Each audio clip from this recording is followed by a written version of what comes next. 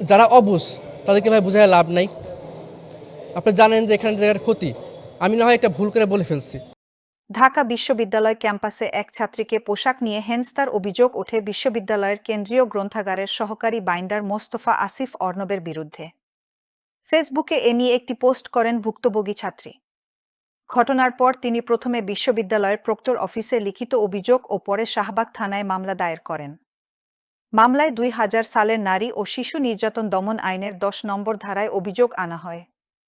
মামলার অভিযোগে উল্লেখ করা হয়, বুধবার দুপুর আনুমানিক ১টা ৩০ মিনিটের দিকে শাহবাগ থানাধীন জাতীয় জাদুঘরের সামনে থেকে বাদী ও বাদীর বন্ধু পায়ে হেঁটে ঢাকা বিশ্ববিদ্যালয় ক্যাম্পাসে যাওয়ার পথে রাজু ভাস্কর্যের সামনে পৌঁছালে আসামি অর্ণব বাদীর সামনে গিয়ে বাদী পর্দা করেননি কেন এ প্রশ্ন করেন।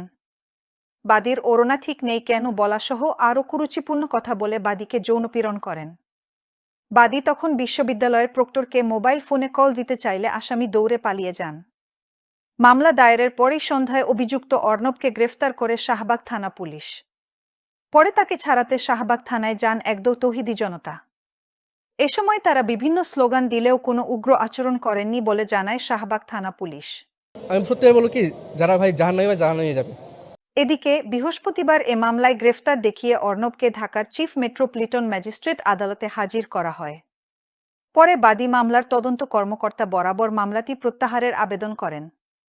এ আবেদন আদালতে উপস্থাপন করা হলে ঢাকার মেট্রোপলিটন ম্যাজিস্ট্রেট মেহেরা মাহবুব শুনানি শেষে ১,০০০ টাকা মুচলেকায় আসামির জামিন মঞ্জুর করেন।